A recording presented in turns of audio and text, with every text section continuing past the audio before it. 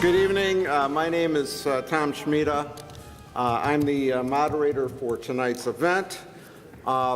It was my privilege to spend my entire career teaching the students of Cleveland Heights University Heights and representing teachers and certified staff as their support staff as their union representative.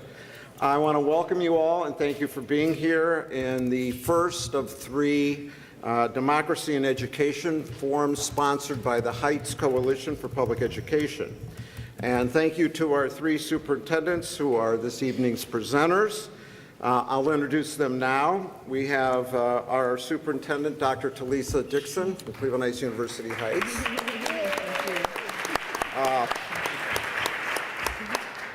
Walter Davis, superintendent of the Woodridge local schools. And Dr. Jim Lloyd, superintendent of the Olmsted Falls City Schools. I also want to introduce some individuals who are here who are elected officials or representing elected officials. From the Cleveland Heights University Heights Board of Education, Jim Posh, president. Jody Serini. Vice President. Those are your board members. Dan Heinz.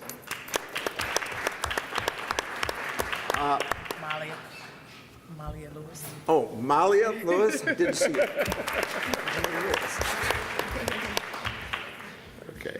I'd also like to introduce the Deputy State Director for Sherrod Brown's office, Beth Thames.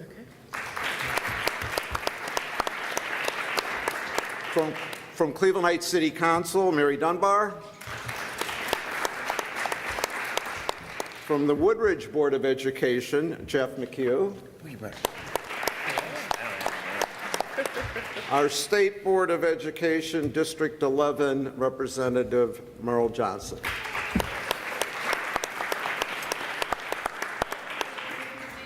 Sandra Williams, right here in the front. Oh, our State Senator, Sandra Williams. Thank you. Is there anyone else that I may have left out? I also want to thank Dr. Brian Williams, principal of Heights High School, for his hospitality this evening. All right, tonight's event, Superintendents Fight Back. It's going to focus on the state policies that include privatization as a result of charter schools and vouchers, the testing mandates and the test and punish environment we live in, and school district report cards. And of course, all of these items are linked to school funding in one way or another, and all have negatively impacted public education in Ohio. And just sort of a quick flashback, it was 35 years ago this year that A Nation at Risk, the Reagan Council on Economic Education or Education Excellence issued its report. 35 years of ed reform. So here we are. So our format for this evening, each of our three distinguished guests will have 15 minutes to briefly describe the demographics of her or his particular school district, and then describe how state policies have affected their students and their staffs, and what actions these school leaders and their communities are taking to fight back. After each of our guests has spoken, we'll conduct a Q&A session, and you'll notice members of our coalition circulating through the room. They have note cards and they have pencils for you to write your questions. Your questions will be sorted by our volunteers so we can avoid redundancies or repetitions or reiterations or, okay. And we'll then have some brief closing comments from each of our presenters. So we'll begin with our Cleveland Heights University Heights Superintendent, Dr. Julissa Dixon. Good evening and thank you. Our school district, our wonderful school district, we have 5,200 students. Our graduation rate, we're up to 85.7% for our 4-year and 92.7% for our 5-year. So we're seeing an increase in the number of students that we are graduating, and really excited about that.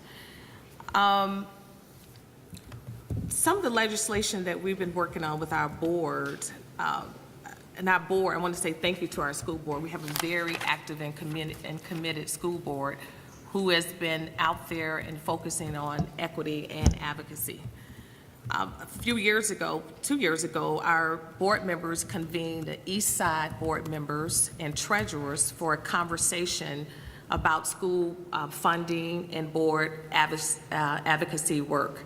So we had 2 meetings here in the school district, and we were asking our board members and fellow board members about how can their roles influence legislation, and does the community really understand the problems that is happening in their districts, and what attention are we paying to these issues. So not only was our school board becoming more active and advocating around issues that were specifically charter schools and funding, they were wanting to make sure that other school boards in the east side of Cleveland were just as active as they were. Also, our board brought forth a resolution to authorize our state to invoice the state for more than $22 million of local funding, which was diverted to charter schools. So we joined more than 60 districts across Ohio who sent similar invoices to our state, again, working closely and paying attention to the amount of money that was going to these schools. We also, our school treasurer, our CFO, Scott Gaynor, who's here. Scott, you wave your hand. Part of our strategic plan, Goal 5, we wanted to make sure that we were committed to quality reporting and transparency. So we made sure that our community understood the amount of money that was going to vouchers. So we actually produced this annual financial report. It's the easier version. It's called a popular report. And in this report, we talked about public school funding, kind of said public school funding 101. We gave a description for our community to read. And then we also talked about the amount of money that was going out of our district for vouchers. So we wanted our community to be very aware of what was happening and where the money was going to. So we made sure that under our strategic plan that we were informing our parents in our community. Also, our board members were working together to learn even more at the state and local level.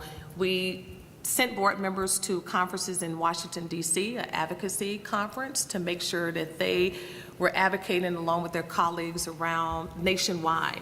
So they attended that last year and will be attending that conference again this year in Washington, D.C., along with the National School Board Conference. Again, we wanted our school board members to be active participants with other school board members across the United States to make sure that they were coming together to tell not only their local leaders but their state legislators how important their work is and how important their voice is. Sometimes as superintendents, we feel that we're out here by ourselves, but we need our board members to be active participants, and board members have a very strong voice, and our board has definitely taken a lead to becoming more active and becoming more knowledgeable so that they can fight with us and lead our communities and what we believe is right for our students. Also, our board members are active on the OSBA legislative committees, regional councils. Again, I think part of this fight is for us as superintendents not to do the work alone, but knowing that we have board members who work along with us, who has a powerful, they're representing our stakeholders, our communities. Our communities elected our board members, and I think when they join in with us, it makes us have a stronger voice, and getting them out to learn at the state and local level, I think is admirable, and our board is definitely taking a lead with that.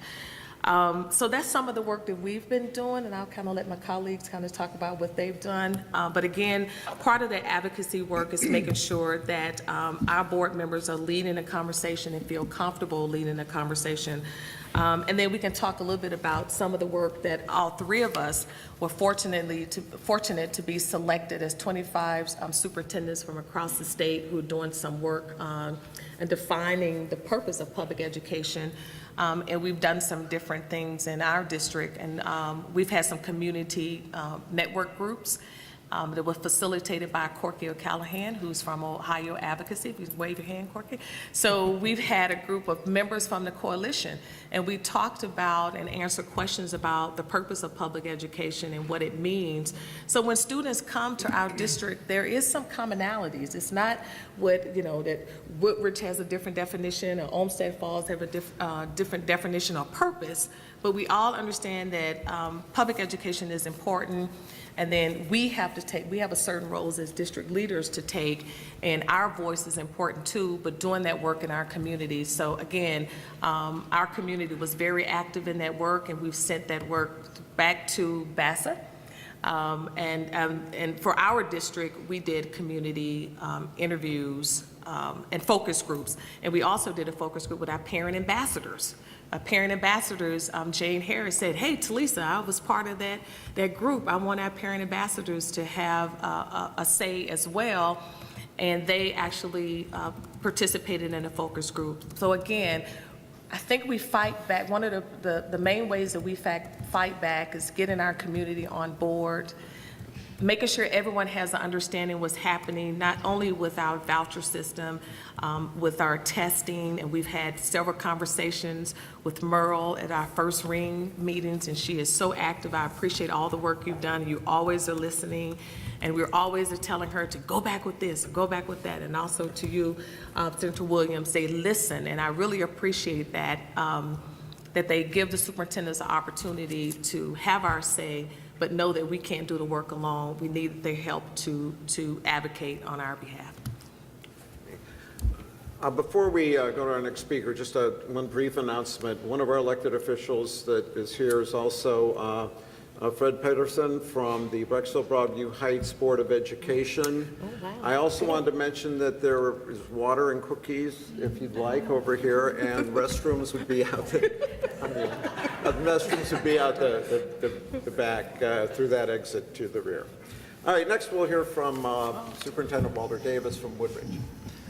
Good evening, everyone.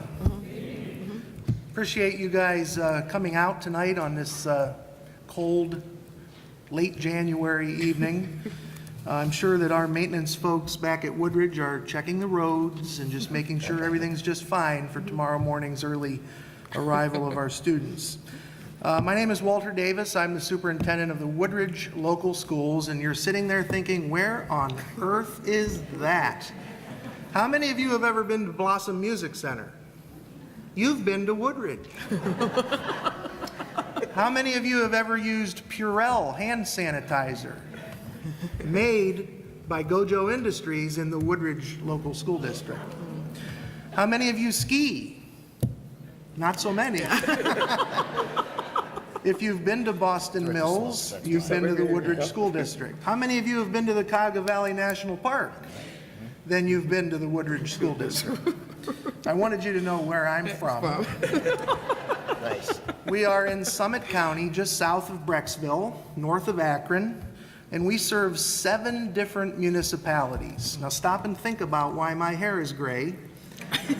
7 different mayors, 7 different councils, 7 different everything. Yeah, and I'm still doing it. For the past 8 years, I've had the privilege of leading the Woodridge schools. We have just around 2,000 students, so we're not nearly as large as this beautiful district. I had a great time touring the facility. Wow, you should be proud. We are. What a beautiful facility that you have, and the opportunities that your kids have as a result of that. Wow, how mind-boggling is that? So our district serves a big chunk of the city of Cuyahoga Falls, the north side of Cuyahoga Falls, where most of the industry is in Cuyahoga Falls. We serve a chunk of Akron, and we serve pieces of Hudson, Stowe, Boston Heights, Boston Township, and the whole village of Peninsula. Okay. That's our school district. We have very high-end houses with wealthy families, and we have some government-subsidized housing complexes as well. So diversity is our middle name. 64% of our kids are white, 22% are African American, and we have a 41% economically disadvantaged population, 41%. 13% of our students are disabled. I've already told you that we're the home of Blossom Music Center, the summer home of the Cleveland Orchestra. I love to spend my time in the summer sitting on the lawn, listening to the orchestra, decompressing at the end of a long school year. I too, as you, am fortunate to work for a Board of Education that understands and appreciates the importance of advocacy. As a matter of fact, one of the key components of our strategic plan gives me the permission to have a big mouth. And these guys know that I do. Corky knows that I do. We speak up and speak out because we believe that's our responsibility as public school leaders in our community, and I know that's true of my colleagues as well. We are always on call to pass resolutions and, play a role in having our voice heard as a board and as an administration on whatever the topic might be that's being discussed at the time. And as a result, our board members keep themselves up to date on what's happening in the state and in the nation. Some of you have heard me talk before, and I know that, and you know that I have some pet peeves, and I want to tell the rest of you what they are. That's what I was asked to come here and do. Most people think that public schools are the only schools that receive state funding. It makes sense to think that, but it's not the case. The Ohio Department of Education provides per pupil funding to Ohio's chartered non-public schools as well. Now wrap your head around that for a minute. That sounds kind of strange. Private schools that are chartered by the state get about $1,300 per student to pay for administrative costs that are incurred by the school. So schools like St. Ed, Walsh Jesuit in our neck of the woods, St. Ignatius, Archbishop Hoban in my neck of the woods, and all of the hundreds and hundreds of elementary and middle school programs like them each get $1,300 roughly per pupil every year. Now get this. There are about 27 local public school districts in Ohio that get far less than $1,300 per pupil in funding from the state. Did you get that? The private schools are getting $1,300 a kid, but there are 27 districts in Ohio that don't get nearly that. And you're looking at the superintendent of one of those districts. Woodridge is one of them. Last year, Woodridge received less than $700 per pupil in state funding. The private schools, again, get $1,300 per student, and my district, a public school district, gets less than $700 per pupil. Apparently, even though we have a poverty rate of over 40%, and even though a large percentage of our district is federal parkland that is not taxable, we are considered property rich by the state of Ohio, and therefore we receive less than $700 per pupil. For us, with a budget of approximately $30 million annually, state funding is only a tiny fraction of our revenue. Despite getting so little from Columbus, we're saddled with the same mandates, the same tests, the same requirements as all other school districts in Ohio, but yet we get very little funding to carry them out. Even the private schools get $1,300 per child for the mandates. Woodridge and 26 other districts get less than that. As a result, we find ourselves back on the ballot every 5, 6, 7 years if we're lucky, looking for additional property tax revenue, because that's the only other way we can raise enough funding to support the quality programs we provide for our students. And thank God that our community recognizes the value of our public schools, and they traditionally do support us in our need for local tax money. So there are 27 districts like mine that get less funding than the chartered non-publics. Now get this, if I were to make a list of all of Ohio's public school districts, starting with the district that gets the most state support, the poorest district in Ohio, and going all the way down to the district that gets the most, which I think last time I checked was Olentangy Local, Delaware County, I think. Woodridge would be 10th from the bottom. In other words, there are only 9 districts in Ohio that get less per pupil funding than the district I lead, even though we have a 41% poverty rate. 3 or 4 years ago, superintendents of the 27 districts that I'm talking about decided to do something about it, or at least to try to. And so we got together in Columbus, and we asked ourselves, how in the world do you explain to your constituents that the Christian school down the street, which we're happy, they're there, they're great neighbors, but how do you explain that they get more state funding than we do as the local public school? We gathered in Columbus to talk about that, and we said we have to do something. So the first thing we did was we named ourselves. We're the fair funding districts, because we're looking for fair funding. And we got to work. We started meeting with House and Senate representatives from across our districts to get a fix planted in the budget bill. And after a great deal of work, we were successful. We got a line in the state budget that said no district will receive less per pupil funding than the chartered non-public schools. And I ran back home and we started celebrating. This is it. We're going to do this. And it made it into the bill. It passed the House. And then it passed the Senate. And then I learned what a line item veto is. Governor Kasich took his line item veto and said, no, you will not get that money. But we didn't give up, and we tried again. Last year, when the biennial budget cycle was up, we got together again.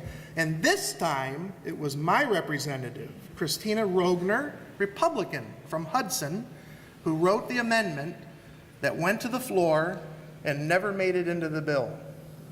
Never made it into the bill, because you remember this last budget, they were like, I don't know, $8 billion underwater or something like that, and they couldn't figure out how they would fund it. So we failed a second time. We're going to do it again. Third time's a charm. You see, $1,300 a kid isn't enough, but if I can get that, that's a step from the less than $700 that we get now. Another topic that makes my blood boil is this whole issue of choice. While it's been rewarding for me watching ECOT explode, I'm saddened by what has happened to the wonderful children whose parents have made that choice for them. It scares me. And I know that all 3 of us and all of our colleagues across the state have been struggling to find ways to welcome those wonderful children back into our fold in our public schools. So far, I've gotten 2 to come home to Woodridge. Now, we only had 12 to begin with, so 2, that's not bad. We're going to keep working on it, though. Like most other districts, we've been reaching out to those families, inviting them to come home. For the past 2 years, we in Woodridge have had a postcard and phone calling campaign every summer where we not only focus on ECOT, but every other charter school that our residents choose. I can't figure out why they choose them, because we know that we are the best choice. And we're marketing ourselves to show why. And I think after walking through your high school, wow, any resident student that lives in this area should come walk through this school and they'd know right away that Cleveland Heights University Heights is the right choice, the best choice for them.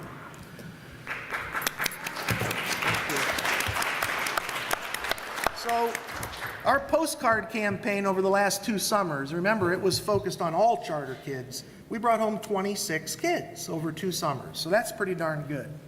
You know, when a parent chooses to send their child to a charter school, the state deducts the full state share of funding from your district.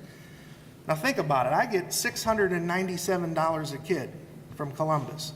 But when a kid leaves us to go somewhere else, they're going to take almost $7,000 from us. How can they do that? The taxpayers of the Woodridge Local School District did not vote the millage the way they did in order to send it to ECOT or to the Ohio Virtual Academy or to one of the many other failed experiments that's existing in our state. But yet that's exactly what's happening, because we don't get enough state funding to make up the difference. So they must be taking local millage money, stuff that our voters are paying.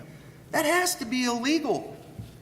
Our voters didn't vote for their money to go to ECOT, but that's where their money went. I've been screaming about it. My voice is getting hoarse because of it.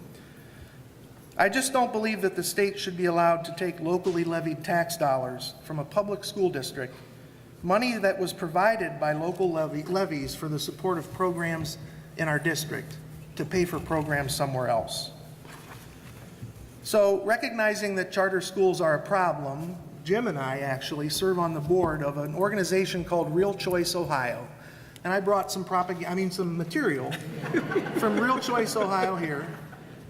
Julissa has not yet joined, but I'm going to ask her to. It's an organization that really works hard to promote public education and to help districts bring back students that have left them. And in doing so, to recoup lost money, right? Lost money that goes to other districts. So realchoiceohio.com is our website. Check it out. There's a lot of good stuff there. In October of 2015, I wrote a letter to the state school board. Oh, I'm not even close. I got to take a couple of her minutes. Well, I'm home. I had home team I advantage. know. All right. I'll go fast. Because Jim's got good stuff to You're tell getting you. carded. Well, you're I know, I'm getting carded. gonna get the hook. I wrote a letter to the state superintendent. I was the first superintendent, and my board was the first board in Ohio to do this. You guys did it too.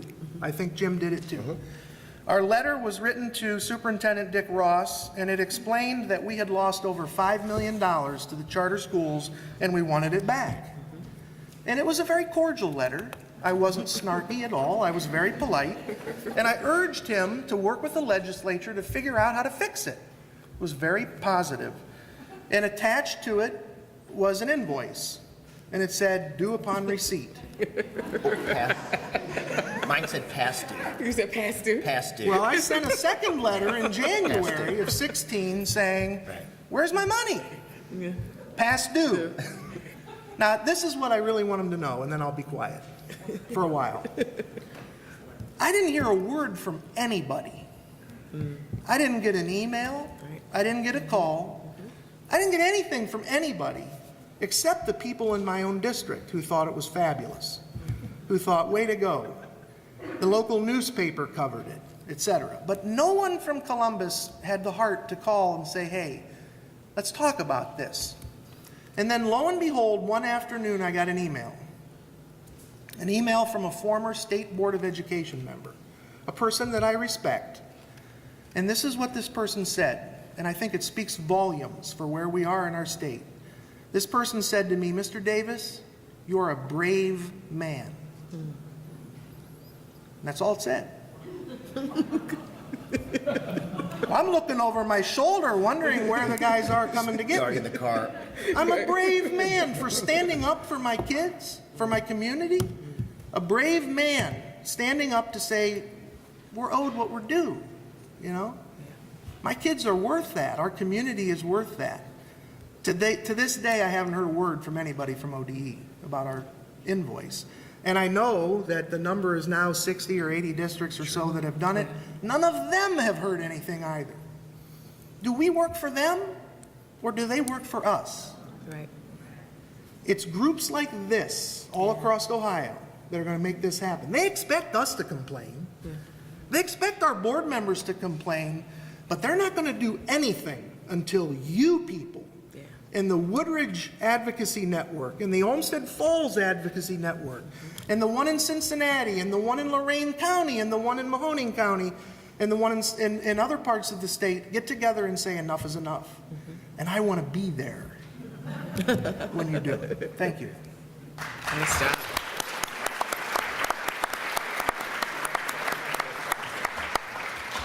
And now Superintendent Dr. Jim Lloyd from Olmsted Falls. Chair. Thanks. Get me all wound up. No, I got to join. This isn't a good thing, probably. I don't know. Appreciate being invited to come and speak here, and I think it's, as Wally said, it speaks volumes of this community for all of you to come out here and support these efforts. So thank you for doing that. A little bit about Olmsted Falls. We have 3,800 students. There are about 1,250 kids at our high school, so if that gives you kind of a, generally that's sort of a reference point for people. Our district sends $580,000 a year to non-public charter schools, and not because we want to, but because we have to, and it gets deducted from our foundation. It's kind of like the opposite of direct deposit, right? You know, it goes to the bank, but they just take it away from you. So that's kind of how that works. We have 5 buildings in our school district, 1 high school, and we're arranged really kind of in a kindergarten building, or a preschool kindergarten building, 1st through 3rd grade, 4th and 5th, 6th through 8th, 9th through 12. Our diversity in Olmsted Falls is not racial. We are socioeconomically diverse, and while our free and reduced lunch percentage isn't as high as Wally's, it's up there. It's you know, it's certainly is 1% of students would be too much. Ours is 25, so it's not as high as Wally's, or I'm certain as high as Cleveland Heights University Heights. We have, as Wally indicated, we have families that own very expensive homes, and we have 2 trailer parks in our community as well. One anybody can live in, and the other one is a very large one for our senior community, and that's always a challenge to try to get school levies passed in general for people who live in, and I respect it, you know, on a fixed income. We're a suburban district on the southwest part of Cuyahoga County, sandwiched between North Olmsted and Strongsville, if you know where that is. Financially, we get about 64% of our revenue that is generated locally. If you've ever been in Olmsted Falls, you'll note that there's really no industry in Olmsted Falls at all. And so what we do is we tax the crap out of ourselves in order to pay for our school district. That's kind of how it works there. People don't move in for the big mall or the great shopping or the entertainment or anything like that. We have Vitamix, and their world headquarters is there. So if you know what that is, that's it. That's pretty much about it. We have an ice company as well that called Olmsted Ice that sells, I think, regionally. 33% of our resources come from the state, and 3% is generated federally. Just a little bit about me. I'm a dad, and I'm certain these guys are probably parents as well. I have 3 kids. I've been married for 25 years. I have been in education for 24 years. My first tour of duty in education, I was a former school psychologist and then a director of student services, then an assistant superintendent in Olmsted Falls for 6 years, and I've been superintendent in Olmsted Falls for 5. So that's kind of like a little bit about my background. I think that the big question and sort of the reason why we're here is to talk about how school superintendents can take an active role in shaping education in Ohio, and I have some thoughts on how that might be, as do my colleagues here. I think just a couple things. This is nonpartisan work, or bipartisan work. This is not political, and unfortunately, education in Ohio has been politicized. But it really is, in my opinion, nonpartisan work. It's about our students. It's about the future of our state, our economy, our kids. Why I think I'm allowed to have a big mouth, or an amplified voice, as I like to call it, is I have a supportive board of education, and they allow me to be me. And I think you always, when you're looking for a particular job as a superintendent, you're looking for goodness of fit between you and your school board. And I have that goodness of fit, and my board allows me to advocate for the students in my school district and for our views. I think sometimes you know, people have an unwillingness to step forward, and my 2 colleagues here to the right are not like that. I think they have a lot of courage. They have a willingness to find their own voice, and I think if you want to advocate for the students of Ohio, regardless of the district that you're in, you need to do that. You need to find your voice and push back on those who are making the rules if you disagree with how the rules are being made. And we've had a system in our state for the last 20 to 25 years that has not worked. And so I think we're reaching a tipping point. I think people are starting to recognize that.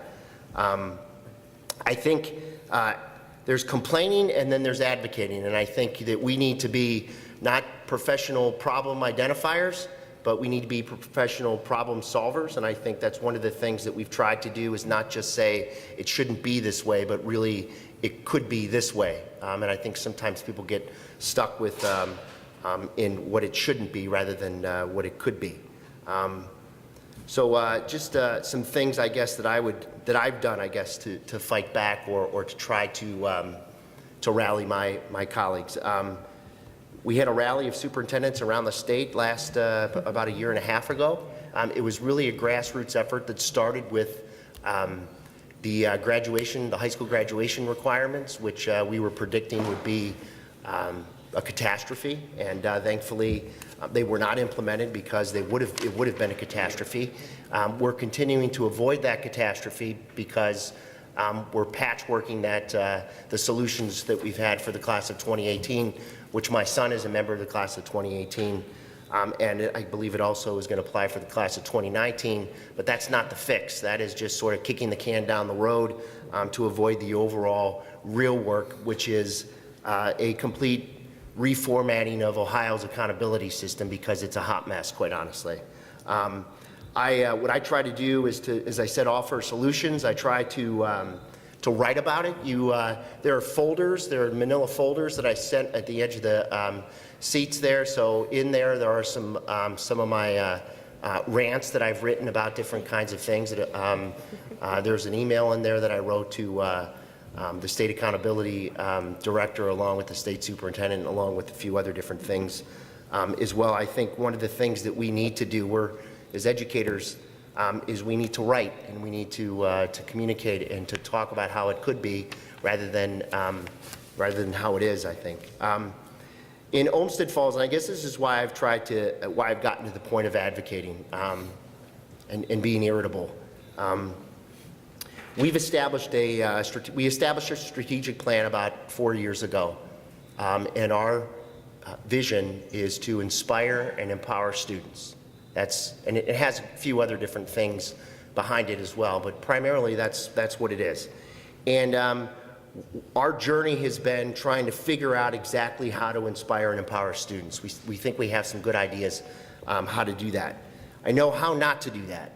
I know that having kids sit for end of course exams and evaluating them for 2 hours or at a time in 3 different subjects at the end of a school year does not inspire and empower kids. They resent it. They do it, they're used to it because they're compliant and they're good kids and they generally do what the adults ask them to do, but that's not what they want to do.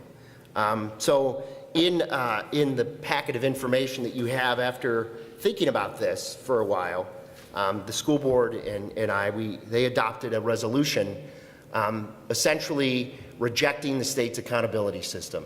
Now, I'm in a good spot where I am not currently, and I guess I should say, rejecting a system that quite honestly my school district has excelled in, has performed very well in. But I think, and I guess that's why we're somewhat in a unique position, that just because you do well at the system that's put in front of you doesn't mean you should advocate for the system that's put in front of you, right? I mean, so thanks. What we've tried to do is, and there's a bunch, it's in there, there's a bunch of whereases because it has to sound official in there, but we believe that this system of this A through F accountability system ignores the complexity of schools and education because the grading system is unreliable. My background is in assessment. I wrote my dissertation on value-added assessment and specifically the professional development implications of value-added assessment. And there was a time that I believed that value-added assessment was a really, really good idea. And I think it can be. The problem is it was taken and it was twisted into a very, very evil and bad thing. It was included in a teacher and principal evaluation system, and that was not the intention of what it was created for. And I know that because I asked the guy who made the system. And the purpose of it was to try to create educational equity for kids and increase the quality of instruction. And instead, what we have is a system that is used to rate school districts and to rate teachers and to rate principals, and that does not work. That system was not intended to be used in such a manner. There are ways in which to improve the quality of instruction. There are ways in which to improve the outcome for kids. That's not it. And somewhere, somehow, somebody thought that that was it, yet there is no research at all to support the fact that test-based accountability increases the outcome for students. None, like zero. Yet, we still are down this road of having this A through F system, this test-based accountability system in the state of Ohio, and it is wrapped in the law. So, the state school board can talk about it, and they're doing that, and I appreciate the work that they're doing. But the only way that it gets unraveled, and the only way, is by the Ohio General Assembly. They're the only group that can vote it out. They're the only group that can change it. And I think that there's not really a whole lot of willingness by a lot of people to do that. And one of the reasons is because it's really hard. It's difficult. And sometimes, we tend to avoid those things that tend to be the most difficult. But it's not impossible, and Ohio is not alone in the need to do that. There are other states out there that don't have an A through F accountability system, that don't rate teachers based on student test scores, that don't look to shame people and rate communities that, you don't need the test scores to rate the communities. You can do it by the zip code, and you can do it by the poverty rating. I mean, we know that that's the dirty little secret that's out there. And there are school districts or states that have a different model, and we can learn from them. And it's okay to say, you know what, the system we have right now doesn't work, and let's kind of take a pause and let's sort of figure that out along the way. So that's, I think, the next step of what it is that we're trying to do. I believe, and as I said, we had this board resolution that rejects the state-based accountability system, and then we're trying to put something else in place. And we're trying to create a model that we could share with others. We don't believe we have the market cornered on good ideas and things to measure school district success, but we have some good ideas. I think I have some just kind of last things here on what needs to happen. I think, like most things, when there's a lack of a vision and a sense of purpose, there's sort of a disorganization, or there are these agendas that kind of get pushed forward. And if you ask Ohio, not that he or she is a person, but if you ask the Board of Ed or others, what is the purpose of an education, a public education in Ohio? What are its beliefs? There are none that are written down, and nobody kind of raised their hand or pinky swore, did anything to kind of put those in place. As school superintendents, we recognize that, and we tried to pull together a group of people to create a draft of that, and in that packet is a draft of that document that I would share with you that we're looking to try to build consensus on.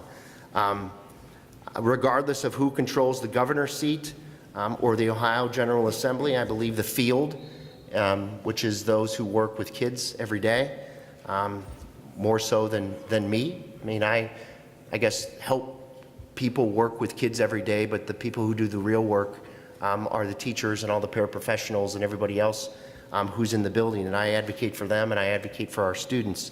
But we need to partner from a grassroots level in order to advocate for change. Otherwise, it's not going to happen, and we're going to have the system that we have. Graduation tests, the test-based accountability, and the other failed reforms are bipartisan. It is not the Republicans or the Democrats that did it.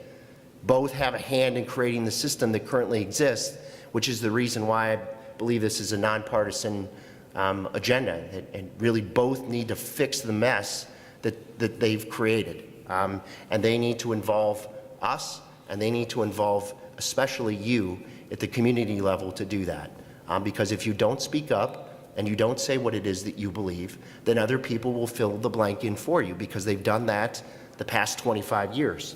So I believe that we have an obligation to advocate on behalf of our students and our communities to clean up the mess and to do it right. And as Talisha said, Corky is part of a group, the Ohio Public School Advocacy Network, that has how many districts now?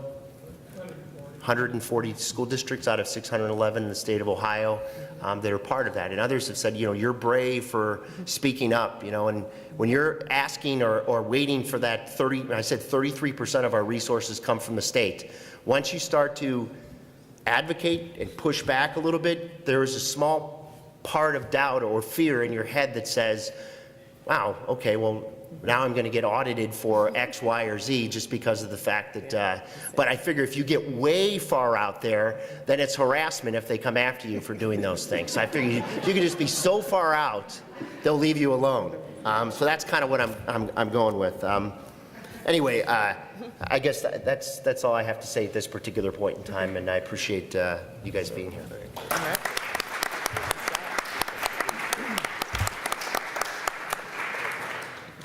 Before we, can you hear me?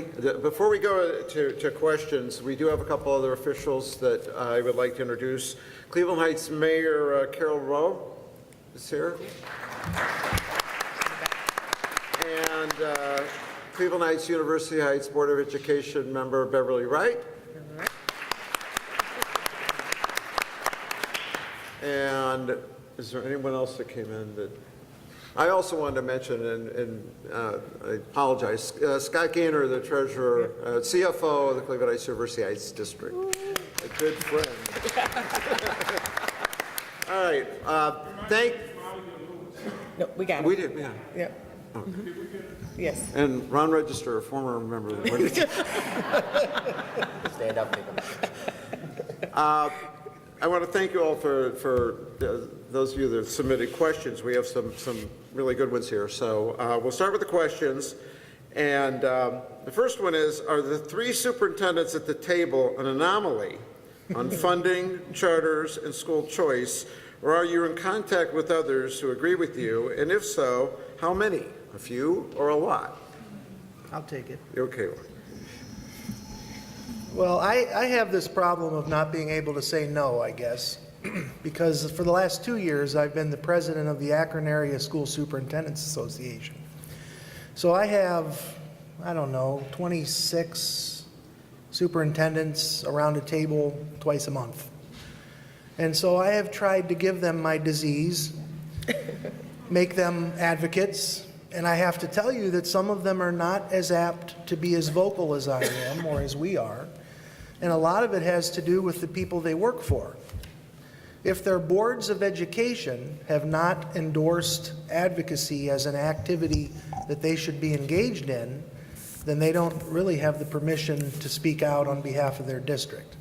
So board members who are in the room, what you do makes a difference to your superintendent and his or her ability to be an advocate for your district. Now, obviously, professionally, the superintendent can speak out on behalf of his or her membership in the Buckeye Association or the Ohio School Boards Association. But I believe it really starts with their school board, really kind of giving them the permission, if you will, to stand up and use district resources and time, quite honestly, to be an advocate for public schools. I want to follow up if I could on that as well. Do you want to say something? No, I was just going to echo, and also with this community, I was fortunate to have a community that was already active. So with the coalition, it's a very active group. So it was sort of expected, Tulisa, we're going to push you out there. You're going to go out here. You're going to speak on behalf of our students and our community. So what I wanted to do was make sure that I pushed the board a little more as the community pushed me. So when we worked together on our strategic plan, what we talked about, strategic plan goal 2, equity. Equity was very important, that there was a push for equity in the district, and strategic plan goal 5, when we talked about our resources and what we were doing with how we were spending our resources, what was happening with our charter schools and vouchers. And then the third thing, ed choice. So when I came to the district in 2014, I started in August, and then in October, I opened a letter from the state that said, oh, Superintendent Dixon, you have 5 ed choice schools. So I was like, what in the world are ed choice schools? So that's when I learned, and I got this little book and started reading about the evaluation of Ohio Ed Choice Scholarship Program. So I learned then that, this was a plan that started in 2005.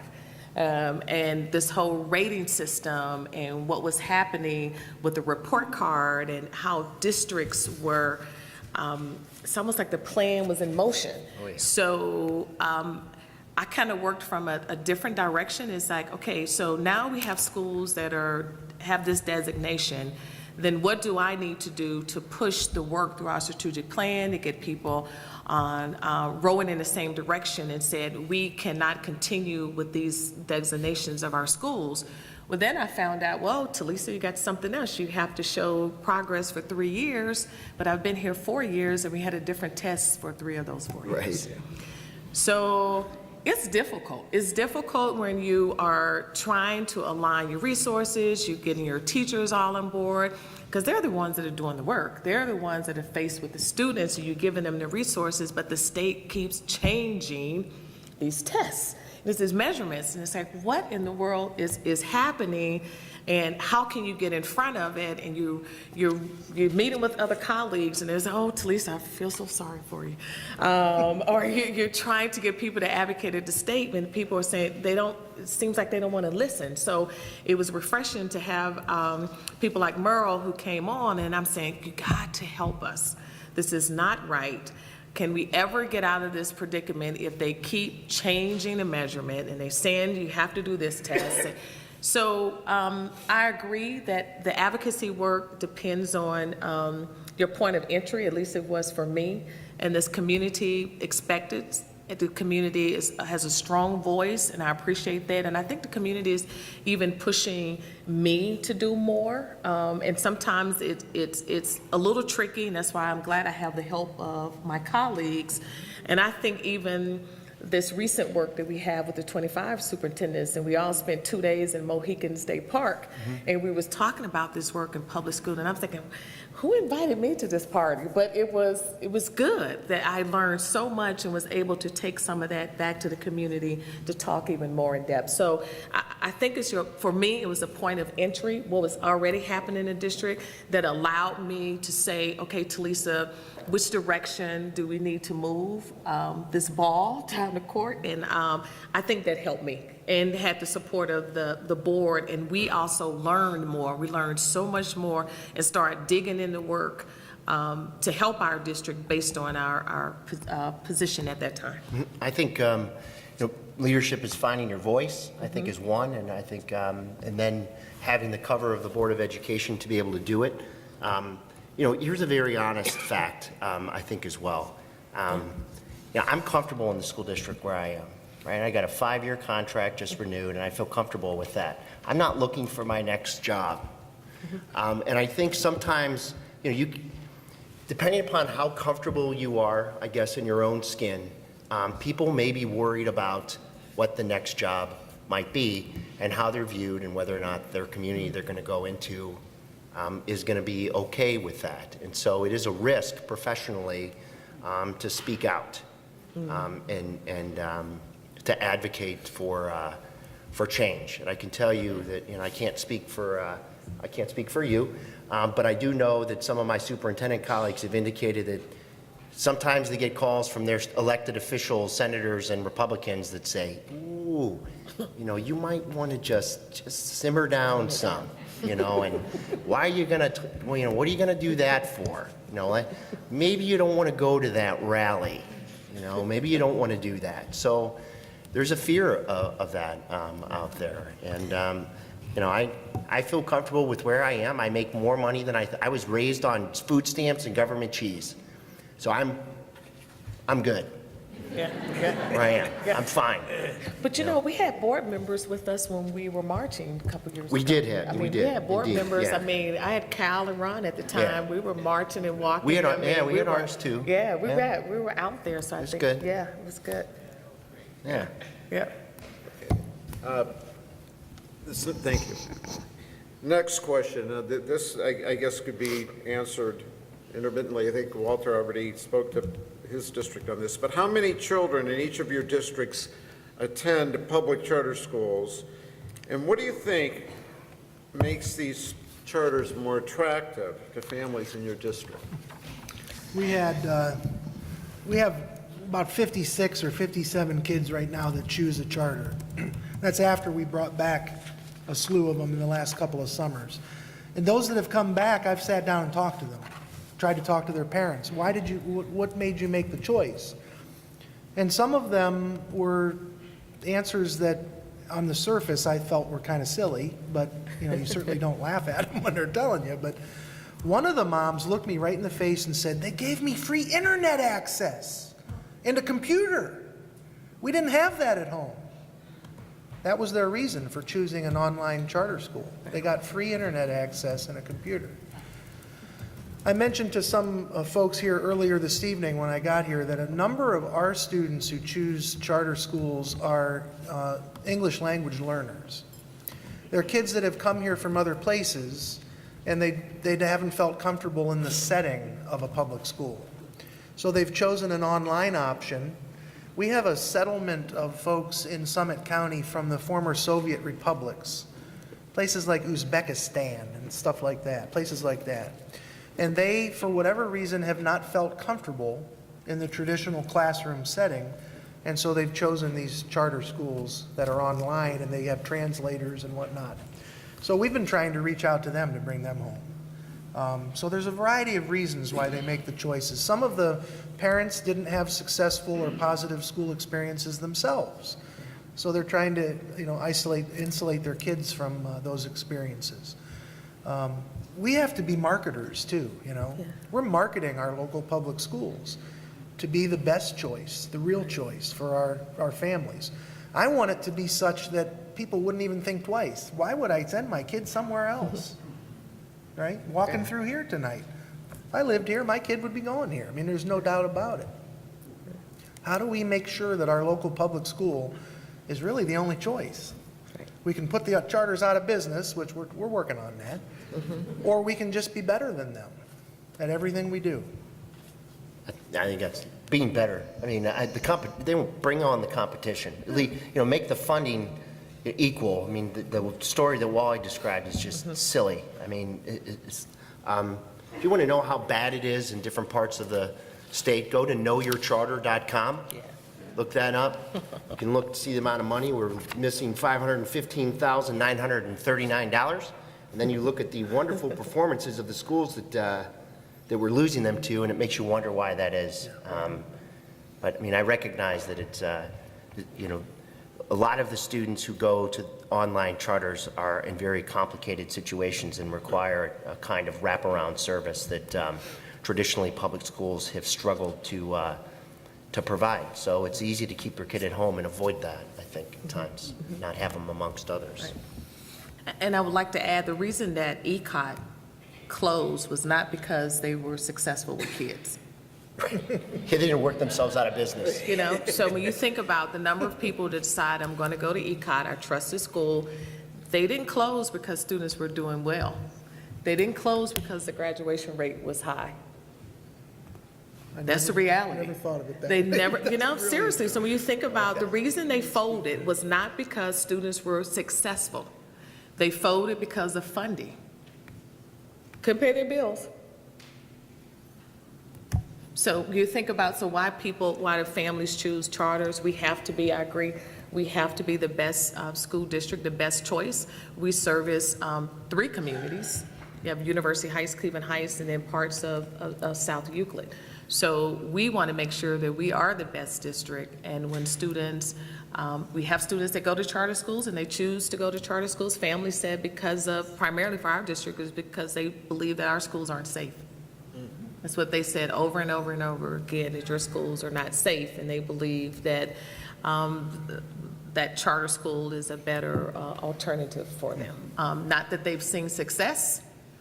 And so I believe that marketing, as you stated, both the marketing campaign is what's needed, and that's what we've worked on in our district, because people have to believe and have to see that wherever their students go, that there's going to be a safe environment. Safety is important. Families want to make sure that their kids are going to be, it's going to be a warm, welcoming place, and it's going to be safe for their kids. So as we talk to parents, and when they come back, they say, oh my gosh, that's a nice school. The teachers were nice, the secretary was nice. So safety is what the feedback that we've received. Even things as simple as, I saw the signage around your stadium. Yeah.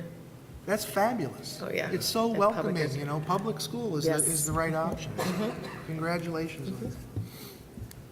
Sort of a follow-up to that, do any of you track the students who've gone to charters or private schools via the vouchers and leave or are removed and return in terms of, you know, maybe their academic performance or other information that you might want to share?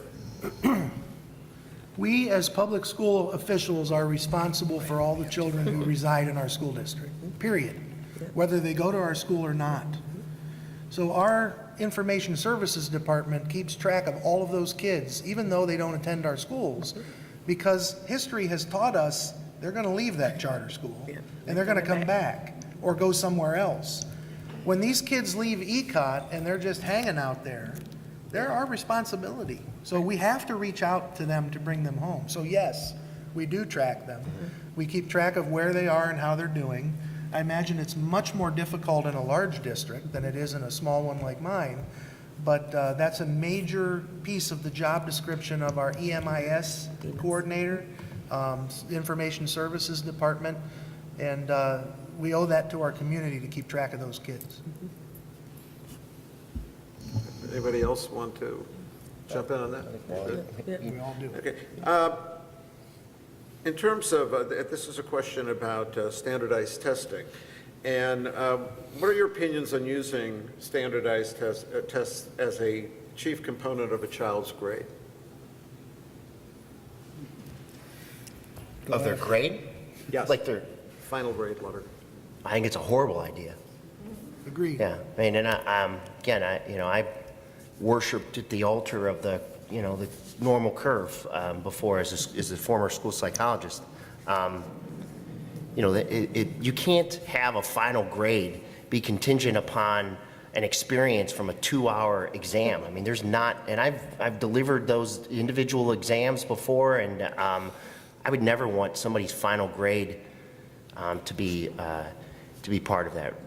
I mean, a final grade to be accurate and reliable and valid needs to be a collection of evidence over time, and we need to recognize that learning never ends, and that, you need to kind of take a snapshot of okay, it's now the end of the quarter, and this is what evidence we have to suggest where the student's achievement is. But an exam grade from a 2.5-hour exam in high school or middle school or wherever doesn't get it. And they can say, well, that's how college is and everything else, and that's fine.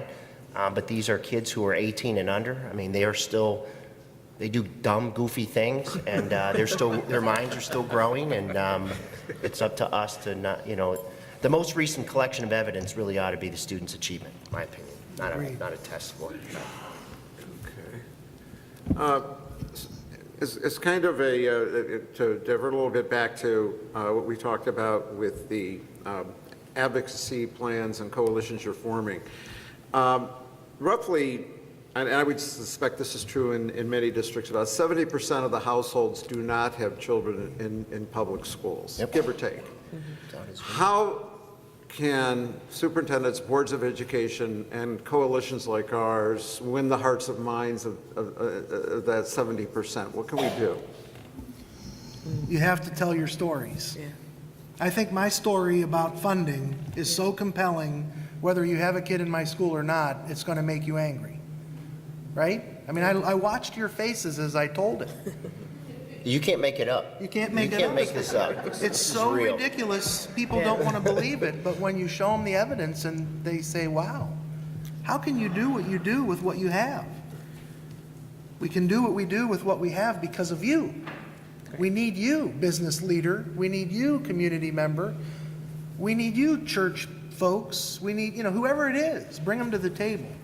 Have coffees with them. Corky has taught me this over the years. Bring them together in small groups. Have discussions with them. It's not going to happen in one night in the auditorium. It's going to happen in countless little meetings with people across the fence, at the dining room table, at the coffee shop, whatever. And I'll tell you what I'm working hard on, and I know my colleagues will agree. The people who work in your district need to preach the gospel with you, right? We have to work hard to make sure the people who work here know the message. And we're working on the bulleted, 3 bullet points. What are the 3 bullet points as I'm out in the community walking my dog or getting my hair done or wherever it is I'm at?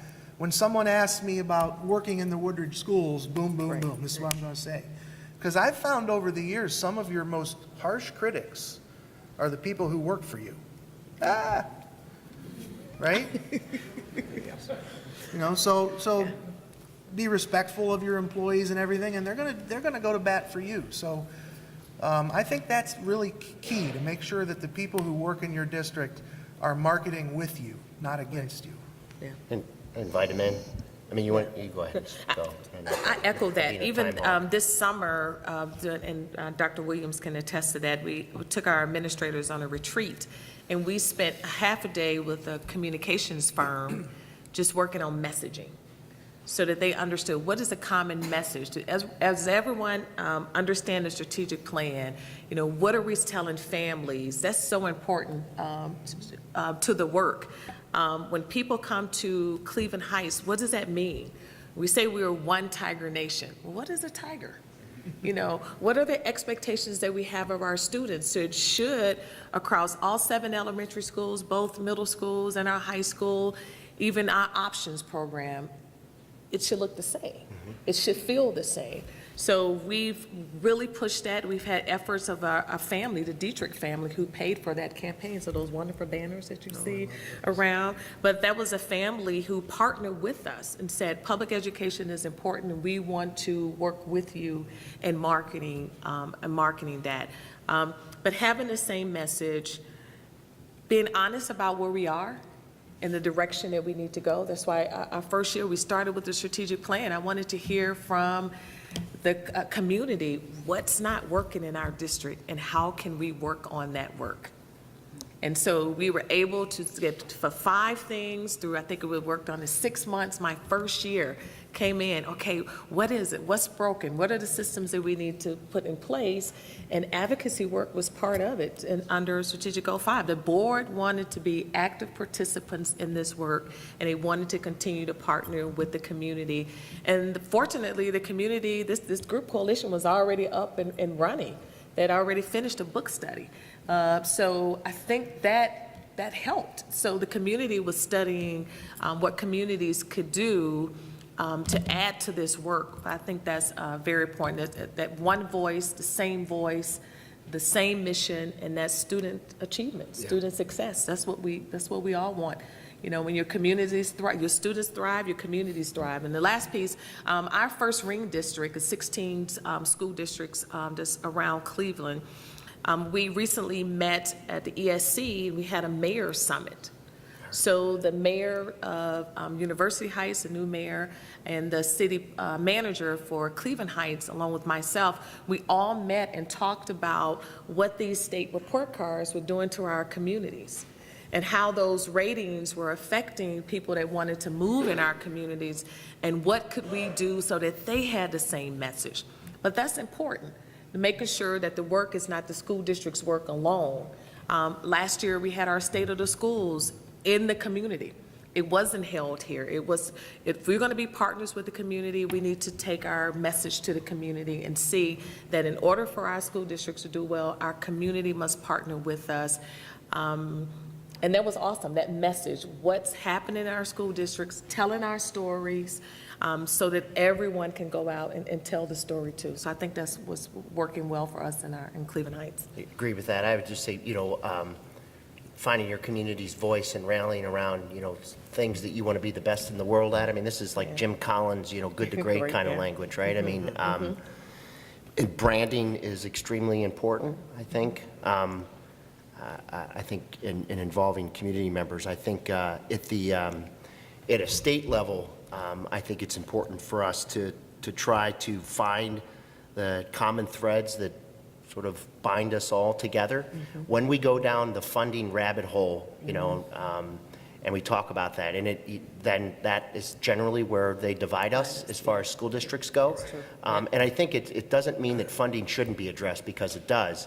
The problem is that we haven't even agreed on what is the purpose of an public education in Ohio. What do we believe, and what are the legislative assumptions based on what it is that we believe? And once we kind of go down that, then we can talk about, this is my opinion, I'm not a politician, but I mean, we can talk about funding and things. And I think there are things that bind, a school district with 7,000 kids and 2,000 kids and 3,800 kids, regardless of how diverse or not diverse they are. I mean, high-quality instruction is high-quality instruction. High-quality assessment is high-quality assessment. It doesn't matter where you go. And so I think if we can identify what our core beliefs are, and then rally from a grassroots level, the field, not only those who are the faces of the district as far as the superintendents go, but more importantly, the community members, and get support from others, I mean, I think that is what needs to happen. Our elected officials are elected by us.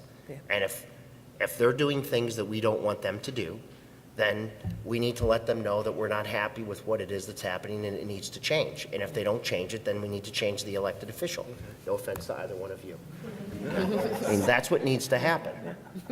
And I think we can agree on what education ought to be, what it should look like. We can get to economics and deal with the question they never want to deal with, which is poverty and the impact that it has. Everybody's afraid to deal with that, and they run away from it because they don't want to. But Well, connected with that around and in terms of the state report cards, a really good question came up around, what can be done about where the grades, the letter grades essentially that the school districts get, it really is a form of redlining of the poorest districts, and it drives segregation.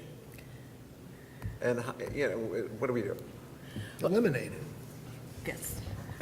I would say that when we did our march in Columbus, it was interesting that the urban superintendents were kind of mad. We said, this has been an issue in some of our urban districts for a while, report cards and assessments.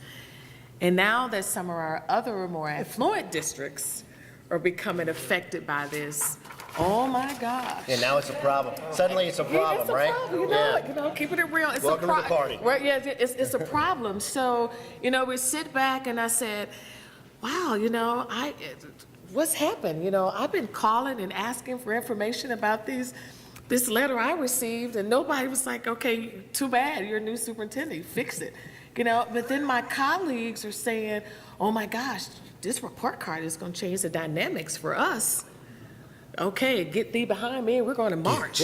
And, so I think that's something, it's real talk, but it's something I think that we have to face. Why is it that some districts, when it comes to districts that are, don't have the poverty as some, and we only 63% poverty. So we did not reach the threshold to be a free and reduced lunch, but we found an avenue to provide free lunch and breakfast for all of our students in our school district for 5 years through a community eligibility grant. But there was something that I did and said, let's remove the barriers for our students so that they don't have to worry about not having a good quality meal. Yet, we have these assessments and we have, this redlining happening. So we have some work that's been going on in the community as well. But I believe that we have to address poverty, and we have to say that it doesn't matter where your district from, and that now, Olmsted Falls, now you at the party now, we're not gonna pay closer attention to it now that you're at the party and you're at the party. But Talisa's been at the party for a long time and nobody's paid Talisa any attention. Nobody's dancing with Talisa. But so now I think it's time to address it, and let's face what's really happening and face it head on. So I think that's important. Let me give you another example around testing, and you guys help me out if I mess this up, but I think this is how it happened. We were giving tests called the PARC assessments. Yep. You guys all remember the PARC assessments probably. Yeah, my first And year. we all complained and went crazy on the PARC assessments. but a group of soccer moms, and I don't mean to sound sexist, but it was a group of soccer moms that got all fired up about it in a very affluent district outside of Cincinnati, and they went crazy about it, and the park assessments are gone. So when someone asks about the report card, and my simplistic answer is eliminate it, Right. let's eliminate it. Let's get mad enough to get people like yourselves, the Woodridge Advocacy Network, the Cincinnati Network, the Lorain County Network, all of them. And let's bring you all together somewhere in Ohio, and let's talk so that out of that comes action. It's not going to happen if the three of us talk No. about it. The number is 3302.03. That's from the Ohio Revised Code, 3302.03. It doesn't say the Ohio School Board wants to do this. I mean, this is what the Ohio School Board is being commanded to do. There's 9 pages of that that's in here that talks about why the A through F system must exist in the state of Ohio. Nowhere is there any research to support that reducing something to a specific letter grade to rate a school district or rate a building or rate a teacher is backed by research. Nowhere does it say, right? There's nothing. It doesn't say that it improves the outcomes for kids. It doesn't mean that we're shirking the responsibility of accountability. The state gives us, in Olmsted Falls, we have a $50 million budget, about $12 million a year. That's a lot of money, and I should be accountable for that money, right? I mean, there should be an accountability system.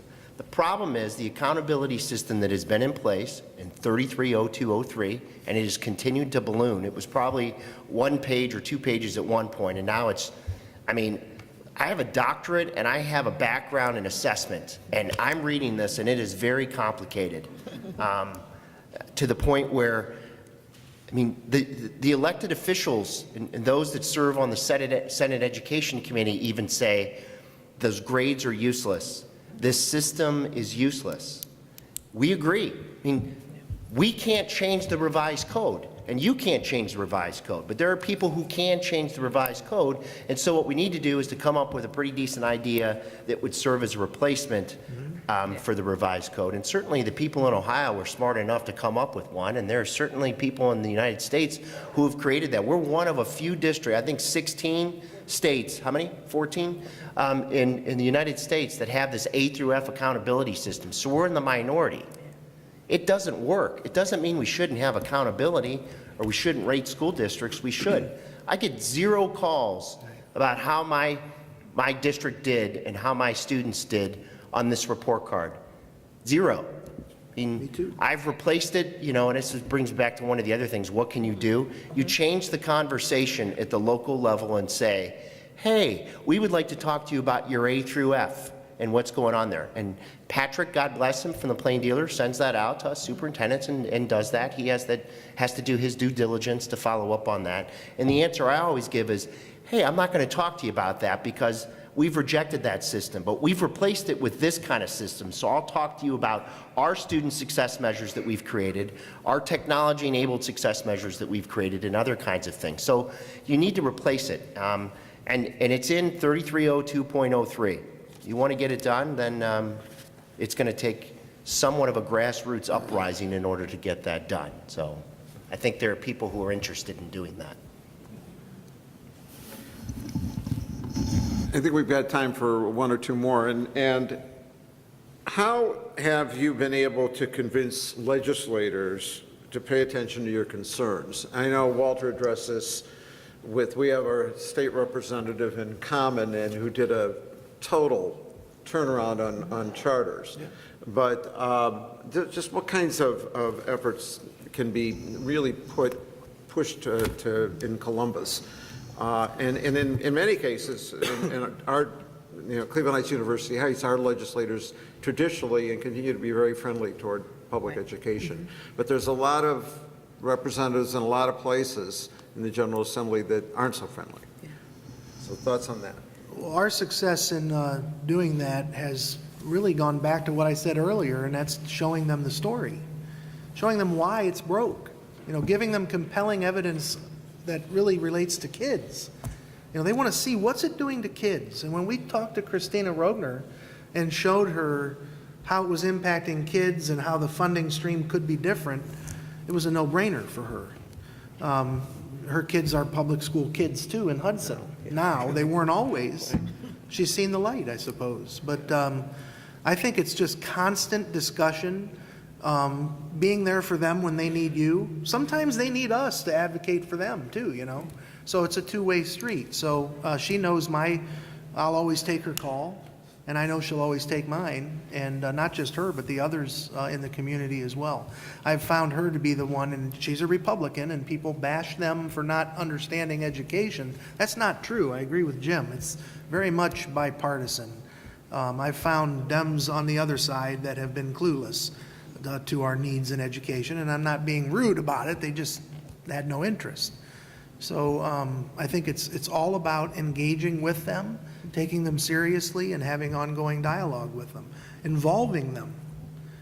Because Jim's right. We're not going to change it. They are.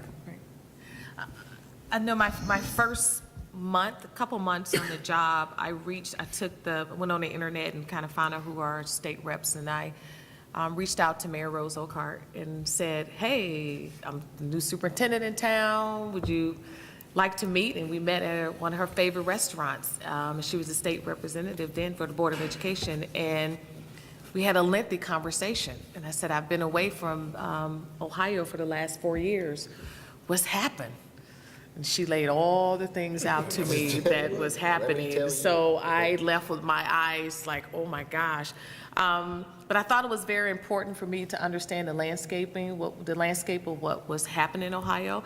I also reached out and had lunch with Sandra Williams as well. So I wanted to understand what was happening, and I think that outreach kind of helped me with perspective. And then when Merle was running, Ari Klein said, Julissa, you need to meet with Merle Johnson, and he pushed, and we had, and Mary Rose told you to call me. So it was, you know, some of this kind of behind the scenes of making sure that you're sitting and listening to people who can make some decisions, but who need some input of what's happening on the ground. So we've invited Merle to our first ring meetings. She's coming actually soon to ask us for some input on the state report card. She's always asking the first ring superintendents what's happening, how can she help, what does she need to take back. And I think that's great that she is open to listening, and she's telling us some of the things that we must do. But I think that outreach is important, that we are talking to other people who can help, who are making some decisions and understand what's happening. Also, Sandra Williams has this, she and Janine Boyd send an email out to kind of give us, you know, what's happening. They send that out to us, what's happening at the state level, so that we know what decisions are making and getting input to. So I'm making sure that Cleveland Heights is definitely aware of what's happening, and then informing the school board. And then we have some community members who have blogs. I know Jan has you know, we have some blogs and conversations that are happening in the community, which is good because it's informing us of what's happening and how we need to take action and get some things that are not happening that is good for our community and not good for our kids. I call senators, and I try to send information. I pepper the Ohio School Board with emails and things, and when I send things to them, I also include the Education Committee. You know, I mean, like I said, I really believe this is a bipartisan kind of thing, and I am an R. I identify myself on the other side, I suppose, and I think. So don't throw things at me on the way here, but I consider myself a socially responsible Republican. So, but one of the things that I do, and I think what needs to happen is people who generally are from the other party who have not been advocates for public education, I don't think it's because they're bad people. I think it's because they're not educated and they don't know how it is. So I have kind of set my own personal goal to try to educate and to inform and to help strengthen them and let them know that you know, this is not about party. This is, I mean, there are fundamental things before you even get to party politics.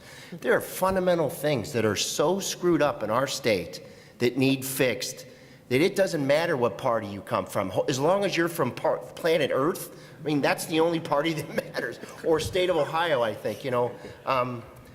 There are things fundamentally that need to be fixed that go beyond party lines, I think. And so what I try to do is I try to let them know, like, hey, just so you know, like, this A through F system, that really doesn't exist everywhere, and there are other options out there, and have you considered doing this? And I think if you try to have conversations with people that they listen. They're starting to listen now, and then, honestly, the political pressure is going to come. What's going to happen in the next 2 years is there's going to be a run for the governor, and the Ohio General Assembly has the potential to change significantly. And education in Ohio needs to be #1 on the agenda. I mean, Ohio, you know, for the budget, it's 3 things, right? It's educate, medicate, and incarcerate. Those are like the 3 things that go along with the budget. But education needs to be up at the top, and it's on us, and it's on those who live in the state of Ohio to not necessarily, we don't even have to go down the funding road. There are fundamental things that I'm sure that we can agree on regardless of the district where you're from, regardless of the, you know, the different kinds of needs in your community and the students that you serve, that we really need to come together on and really need to advocate for. So I think that there's more common ground than uncommon ground. I really do. All right, do we have closing remarks from Walter and Julissa as well? Good. You mean we have to stop? Yeah, you got a minute. Okay, those are my closing remarks. I just made them your closing. I just want to thank everybody for the opportunity to come out tonight and be a part of this. I applaud what you're doing in Cleveland Heights. This network is well known across the state, and what you're doing needs to multiply other places. And I know that's what Corky and Jim and Julissa and I have been talking about at the state level too. Also, I have to pay tribute to my district treasurer too, who's in the back, Tom Morehouse, who is the treasurer of the Woodridge School. Somehow he has to figure out how to get it done with $697 per kid. And somehow we're doing it. All of us, all of Ohio's public schools, no matter which one you choose, are doing great things for kids. And we should be proud of our public schools.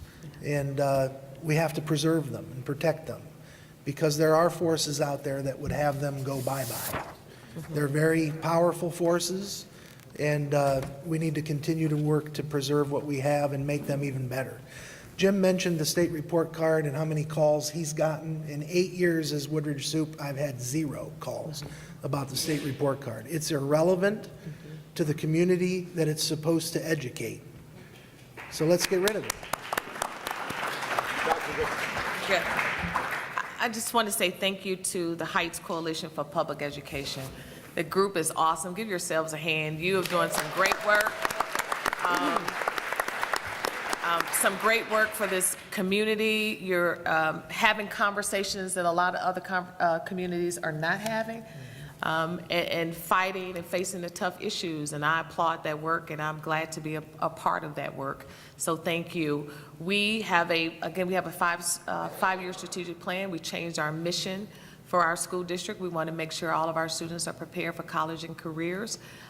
And I think that work starts with what happens in the classroom. We have awesome teachers, and we're providing the resources for them. We have a very conservative CFO, Scott Gaynor, who makes sure that we have the dollars needed, but we need a louder voice. I agree. I think speaking out more, I think hanging with these 2 guys, there may be some other opportunities. We could dance now. We can dance now. And I know my board would definitely appreciate that I have these Real Choice Ohio cards, so I think we're probably going to see some memberships, us joining that organization soon. So thank you, Cleveland Heights. Jim, go ahead. I'm good. I think I probably said enough tonight. I appreciate you guys an awful lot for being here and letting us talk. Thank you. Thanks for coming. All right. No, thank you so much. It's so good to see you again.